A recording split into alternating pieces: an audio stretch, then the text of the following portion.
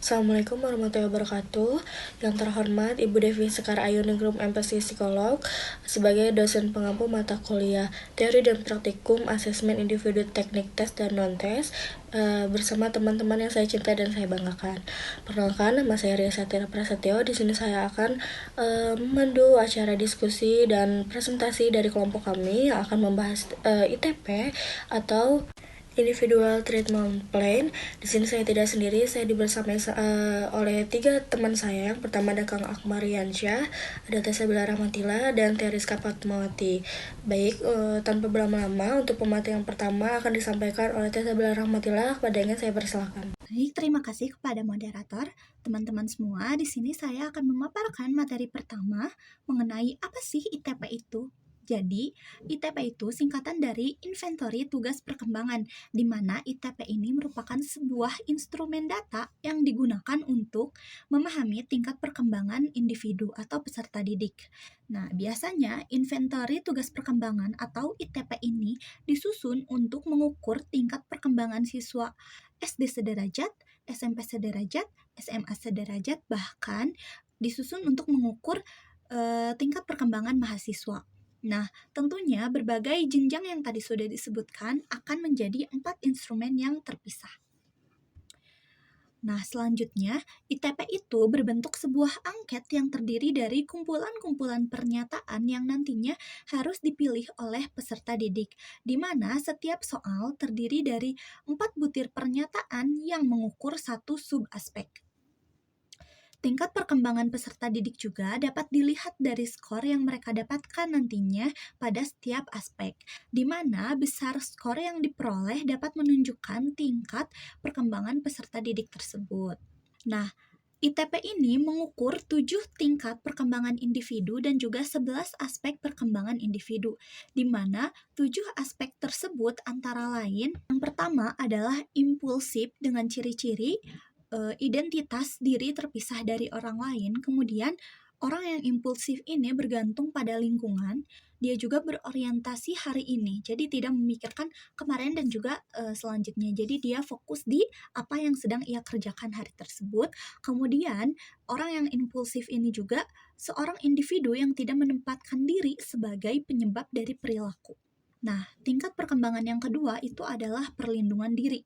Dengan ciri-ciri, yang pertama itu peduli terhadap kontrol dan juga keuntungan yang dapat diperoleh dari berhubungan dengan orang lain.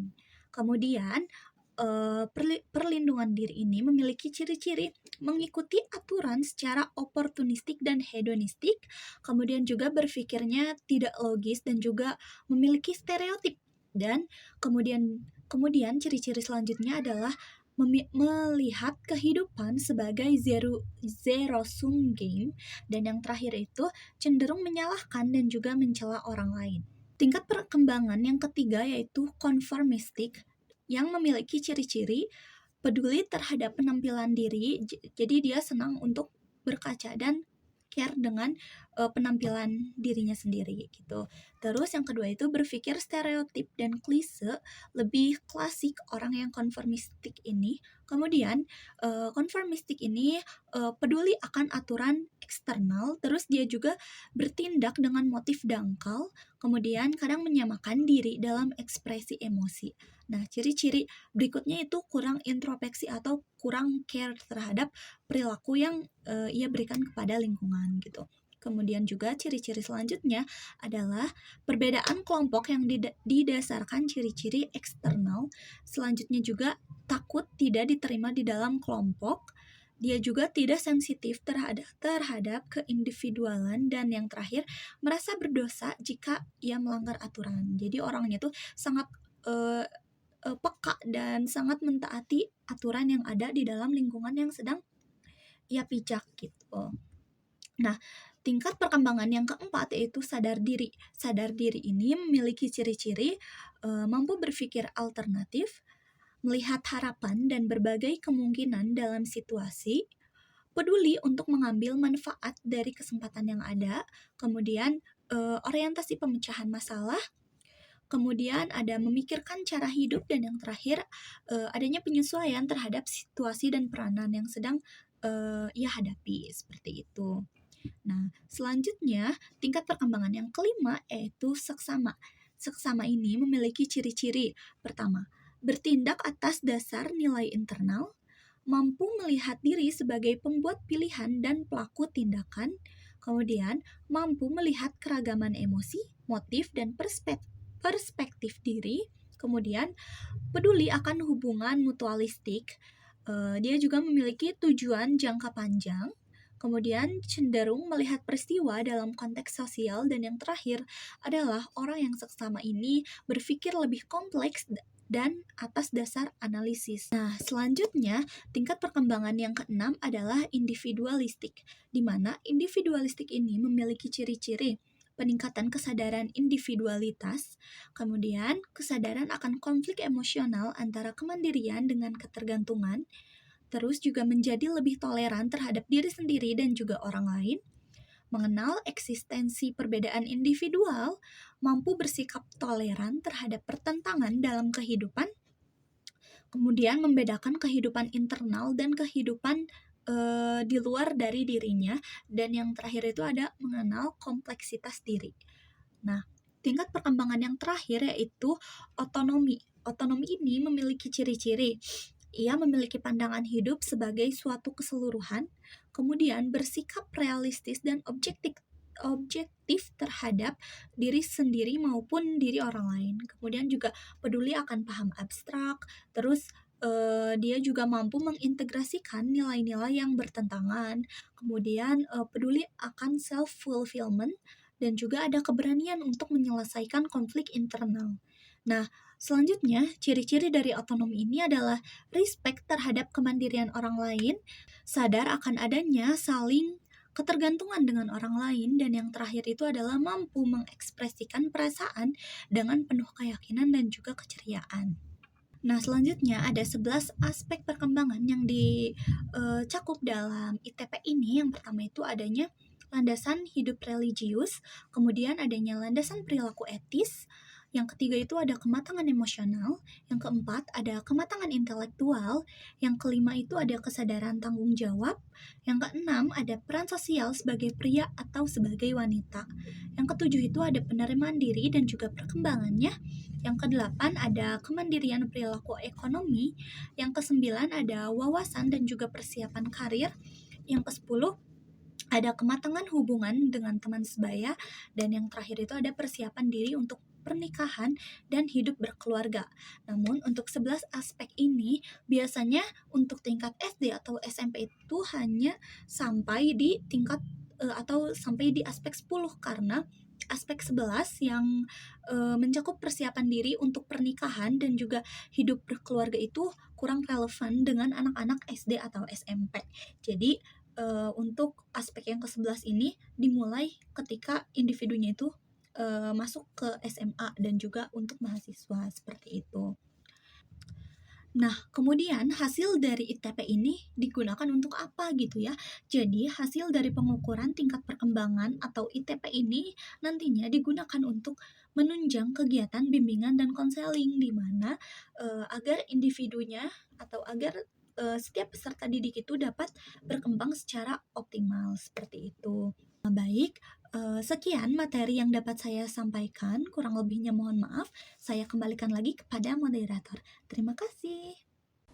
Baik, terima kasih Teh Sabila atas pemaparan materinya. Untuk pemaparan materi selanjutnya akan dilanjutkan oleh Kang Akmariansyah. Kepadanya saya persilakan. Baik, bismillahirrahmanirrahim. Assalamualaikum warahmatullahi wabarakatuh. Perkenalkan, nama saya Akmal Riansyah, mahasiswa bimbingan dan konseling IKIP Siliwangi kelas BK A1 2023 dengan nomor induk mahasiswa 230100063. Di sini saya akan menjelaskan tentang inventory tugas perkembangan. Nah, apa itu inventory tugas perkembangan? Jadi, inventory tugas perkembangan adalah suatu alat atau bisa dikatakan sebagai instrumen dalam bimbingan dan konseling yang digunakan untuk mengevaluasi sejauh mana siswa ataupun klien mencapai tugas perkembangannya. Kita lanjut ya. Nah, sekarang saya akan menjelaskan tentang beberapa macam atau beberapa jenis inventory tugas perkembangan yang umum digunakan di dunia pendidikan atau di bimbingan dan konseling. Nah, terdapat banyak ya teman-teman semuanya. Yang pertama itu ada inventory tugas perkembangan sosial, ada inventory tugas perkembangan emosional, ada juga inventory tugas perkembangan kognitif atau akademik, ada juga inventory tugas perkembangan moral, inventory tugas perkembangan fisik atau motorik, dan juga masih banyak ya. Nah, mungkin di sini karena Karena terkendala oleh waktu, saya akan menjelaskan beberapa poin saja ya. Yang pertama itu ada inventory tugas perkembangan sosial. Nah, untuk inventory tugas perkembangan sosial ini digunakan untuk mengukur kemampuan individu dalam menjalin hubungan sosial, seperti kemampuan bersosialisasi, kemampuan berkomunikasi, dan membangun relasi interpersonal yang positif gitu ya. Nah, kita lanjut ke inventory tugas perkembangan emosional. Nah, untuk di bidang emosional ini memfokuskan pada kemampuan mengelola emosi, memahami perasaan diri sendiri dan orang lain tentunya, serta menunjukkan kedewasaan emosional yang sesuai dengan usia gitu ya. Selanjutnya ada inventory tugas perkembangan kognitif atau akademik. Nah, untuk kognitif dan akademik ini mengukur kemampuan berpikir kritis. Nah, jadi mengukur kemampuan siswa atau klien untuk berpikir kritis gitu, sejauh mana pemikiran mereka, dan juga ada pemahaman konsep serta pencapaian akademik yang diharapkan pada tiap tahap perkembangan. Dan mungkin untuk yang terakhir ada inventory tugas perkembangan moral. Nah, untuk moral ini mengukur pemahaman siswa tentang etika, nilai dan norma sosial yang diharapkan di tahap usia tertentu gitu ya. Jadi untuk mengukur etika dan nilai norma sosial gitu ya, yang sesuai dengan usia si anak tersebut gitu. Cukupkan sekian, saya kembalikan lagi kepada moderator. Terima kasih Kang Akmal atas pemaparan materinya. Untuk materi ketiga itu akan disampaikan oleh saya sendiri. Baik, di sini saya akan menjelaskan sedikit mengenai manfaat dari ITP atau Individual Treatment Plan yang memiliki banyak sekali manfaat, terutama dalam memberikan inferensi yang sesuai dengan kebutuhan khusus siswa. Nah, jadi ada beberapa manfaat utama dari ITP tersebut. Yang pertama adalah pendekatan terarah. ITP ini memungkinkan konselor untuk merancang intervensi yang terfokus pada masalah spesifik dan kebutuhan unik siswa, sehingga dapat memberikan bantuan yang lebih efektif. Yang kedua, memiliki tujuan jelas dan terukur, dengan ITP ini tujuan yang ingin dicapai oleh konseling itu oleh konseling itu menjadi lebih spesifik dan terukur, memudahkan evaluasi dan kemajuan siswa. Yang ketiga, pembelajaran berkelanjutan, di mana membantu siswa mengembangkan keterampilan yang bermanfaat dalam jangka panjang seperti keterampilan sosial, pengenalan emosi, dan kemampuan pemecahan masalah. Yang keempat, dukungan optimal. ITP ini memastikan bahwa setiap siswa mendapatkan perhatian dan pendekatan yang disesuaikan sehingga meningkatkan peluang keberhasilan interferensi. Yang kelima, pencatatan dan evaluasi yang teratur. ITP ini memudahkan konselor dalam mencatat dan mengevaluasi perkembangan siswa dari waktu ke waktu, sehingga dapat menyesuaikan pendekatan yang diperlukan. Intinya, manfaat-manfaat tersebut menjadikan ITP sebagai alat yang sangat penting dalam profesi konseling, termasuk untuk membantu siswa dengan tantangan tertentu atau kebutuhan khusus. Mungkin sekian dari saya. Selanjutnya ada pemaparan materi yang terakhir yang akan disampaikan oleh Teriska Fatmawati. Padanya saya persilahkan. Terima kasih kepada moderator. Di sini saya akan menjelaskan terkait pengukuran inventory tugas perkembangan atau ITP. Nah, Sudrajat 2008 menyatakan bahwa pada ITP SD dan ITP SLTP terdapat 10 butir soal yang diduplikasi, sedangkan pada ITP SLTA dan ITP PT terdapat 11 butir soal yang diduplikasi. Hasil duplikasi diletakkan di bagian akhir angket. Setiap soal duplikasi mewakili satu aspek perkembangan. Jawaban peserta didik dinyatakan konsisten bila untuk kedua soal itu sama. Semakin tinggi skor konsistensi, semakin tinggi pula tingkat keseriusan peserta didik menjawab angket tersebut. Lalu, proses penyekoran, penghitungan skor, dan konsistensi dan analisis hasil penyekoran dapat dilakukan secara manual.